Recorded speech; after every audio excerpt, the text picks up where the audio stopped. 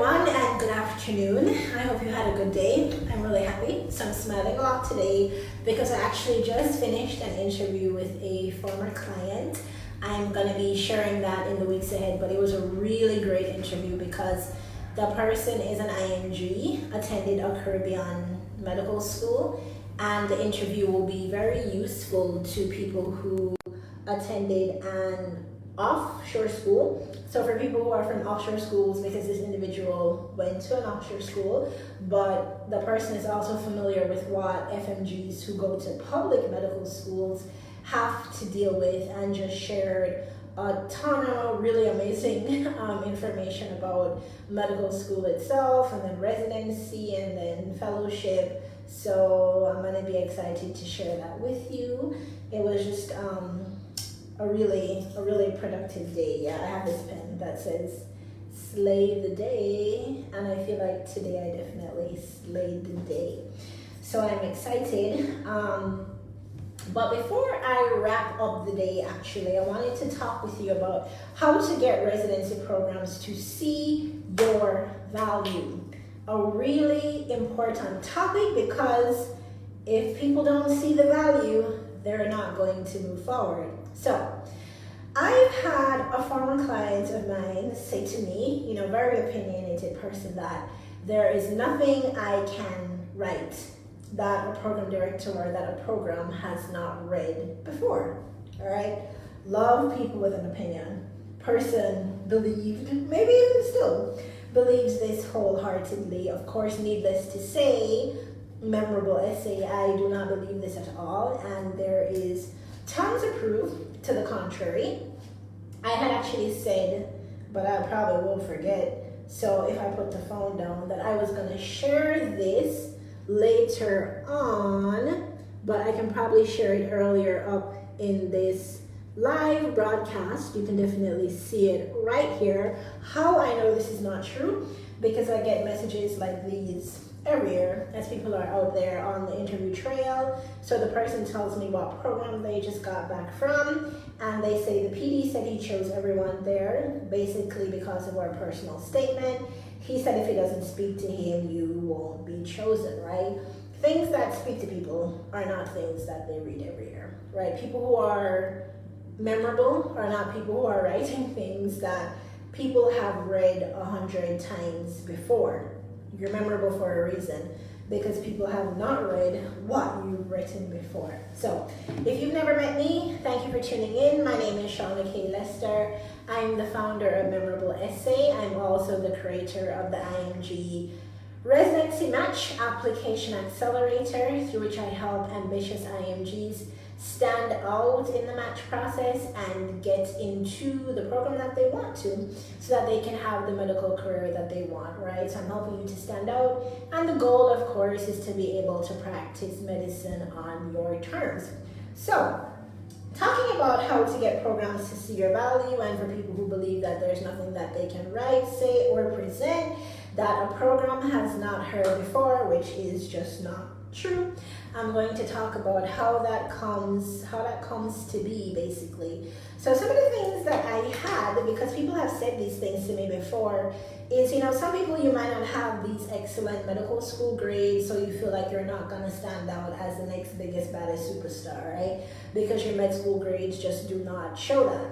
For some people, your step scores are good, they're close to the average, but you're thinking to yourself, which is right, you're thinking to yourself, like, you should have good step scores. You should have great step scores. So the fact that you have good step scores, good, but it's not going to make you stand out in any particular way, which is fine. And these things, they end up just going into that limiting belief that you can't stand out. But I know that these are sometimes people's reasons. And there'll be people who it's like they have the good scores, they have the good grades, and they even have research experiences which are quite solid, quite above their level, but really it's just nothing epic. It's nothing that you're not like attached to some breakthrough drug or something, which it's like, why would you be at such an early stage in your career? But for some people also, it's just that there is really nothing epic going on here. And if there's nothing epic going on, How can you stand out? How can people actually see that you have some value to give to them? And of course, you want them to feel like there is you want them to feel it, but you also want it to be true. You want to articulate it in a way that it's true, to feel that there is some value that they'll get if they choose you that they won't get if they choose the next person. All right, so the limiting belief that I spoke about, that this is connected to, is really that the most accomplished person is the person who gets the job. Now, I understand that in medicine, you're viewing this as a meritocracy. Obviously, you can't have people who are just, terribly, horribly underqualified / not qualified to see or to interact with patients being given a chance. So your step scores are going to be that filter that you actually know what you're doing, but it's not necessarily the person who has that banging list of achievements, who's clocking like 250s across the board, who is going to get the opportunity. And it is a limiting belief, because it means that the minute you start comparing yourself with a colleague, or the minute that you start comparing yourself with a peer who has higher scores than you, it's almost like you shut down in terms of your belief of what you have to offer or how competitive you can be. And that's something that you really need to get rid of. The person who gets the job is the person who meets the basic requirements and positions themselves as the one who can add the most value. So again, you're not going to get a residency match being somebody who is unqualified, but you're also not going to get the match, or you're also not going to not match because you don't have the most perfect looking profile on paper, right? And for some people, especially for FMGs who have, done programs, completed other training programs before, their level of being super qualified might actually, not really work to their advantage if they're seen as not teachable anymore. So understand that it's not necessarily the most accomplished person who gets the opportunity, but the person who meets the basic requirements and the person who is achieved, who has some level of achievement, but also the way that they're packaged is in a way that communicates to a program that they have value, that fills the need that the program has, right? Your communication needs to say, here is my value. The value that I have, fill the needs that you have. So I really want you to start thinking of that in a different way so that it's no longer a limiting belief for you. The other part that I wanted to talk to you about is about who you need to become, all right? So this thing that you're communicating to programs in terms of being the person who communicates your value to them, it really starts with believing that there's value that you can add. And I know that this can kind of sound a little bit airy-fairy, a little bit magical, but it is true. It definitely is true. Like when people say your thoughts become your words and your actions, and of course that determines what your life trajectory is like. But if you don't believe that there is some value that you can add, it's going to be hard for you to clearly and confidently communicate that to programs. So it really starts with how you see yourself. So I encourage you to write down all of the things that make you qualified for a residency program. What is all of the training that you've put yourself through in order to be where you are? What are all the experiences that you've sacrificed your time to go out on a limb to get in order to be where you are? You need to create evidence, some sort of evidence list that shows why you're worthy, and then you have to practice communicating that worthiness to people, because people who are trying to fake their confidence, very easy to see through them. And I work with IMGs all the time who it's like, it's gonna be very hard for you to match, probably impossible, because you don't even believe in you.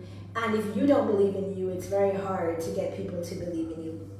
So you need to become somebody who believes in your worthiness, in the fact that you need to match, And that can happen if you start writing down those reasons, saying them to yourself. For those of you who are familiar with mindset work, you might need to do some of that work to truly start seeing yourself as worthy of this opportunity, even if everything is not perfect in your profile, all right? So you need to become that person who believes in yourself. The other sort of identity that you need to take on is that you need to become more strategic. As IMGs, I often find that applicants are completely lacking application strategy.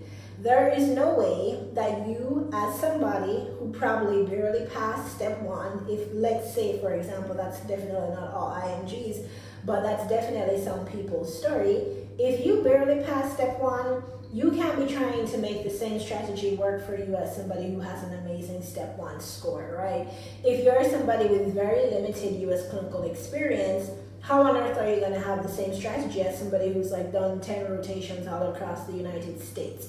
You need to become somebody who is more strategic about how you go about getting things, more strategic about nurturing your relationships, more strategic about understanding what the levers or the levers are in the match process in terms of what gets you chosen, and pulling those levers, making them work for you. The third thing that needs to happen in terms of who you need to become is that you need to become a shameless self-advocate. And when I say shameless, I mean absolutely shameless.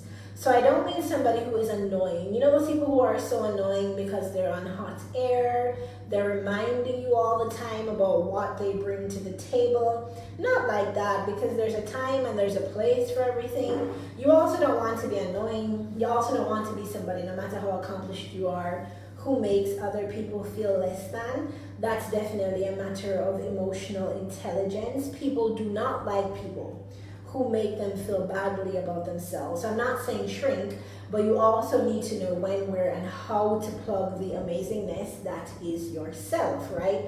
But whenever it is time, whenever it is the place, whenever it is the moment to turn up the ante and to let people know exactly who you are and why they should choose you, you need to be shameless. You have to be absolutely shameless about communicating that value, because what's going to happen when that's not the case is that somebody who is not as accomplished, somebody who is not as genuinely driven is going to take your place, because they understand the art and the science of self-advocacy and they're shameless with it. They ask for help when they need help. They find different ways of communicating what they bring to the table, whether that's in their writing, whether it's in their speech, whether it's in how they work and the kind of networks and relationships that they build. This is an identity that you need to take on, all right?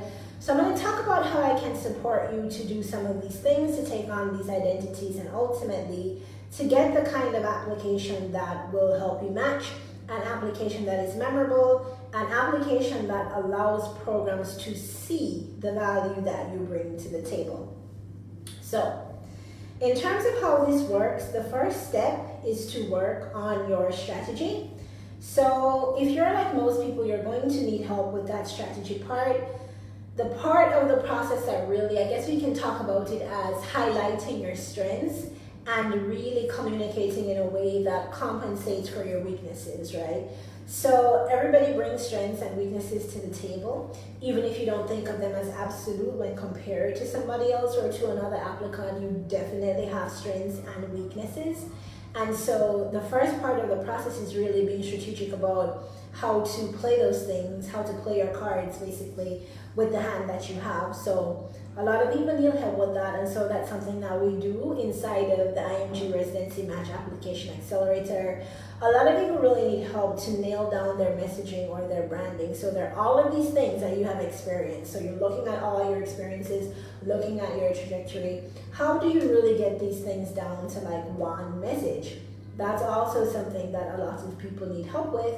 And then of course, when it comes to once you identify what that value is, there are also issues with communicating that in writing, communicating that in interviews, and that is also something that we take care of inside of the IMG Residency Match Application Accelerator. So we are getting, excuse me, to the end of December, and I know that there are some people who want to kick off 2020 and get going, mainly people who you might have gotten different aspects of the application together in 2019, but you weren't quite able to apply. You're ready to hit the ground running in 2020.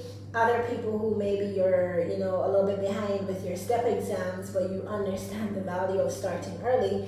And I will say that the value of starting early in this particular process is that starting early itself is a competitive advantage. So what a lot of people don't understand is that, especially when it comes to the strategy part of your application, there are things that you will learn and there are things that you will discover that you need to act on. But if you don't have enough time to act on it, that's just it, right? Like, it's timed out. So applying early itself is a competitive advantage. So if you're one of those persons who you understand that and you're starting early in January, I definitely want to meet you, because we are in the process of doing signups right now. So absolutely no strings attached. You just jump on a free consultation. So you apply for that below. And if we're a good fit, then we'll have a conversation about how you can potentially move forward in the application accelerator. All right. So thanks for tuning in. And just to remind you that there is definitely value that you can add to programs, and there is definitely a way to get programs to see that value. And if you want to do that with my support, click the link below and let's have a conversation about how we can make that work. All right. Have a good evening. All right. Take care. Bye.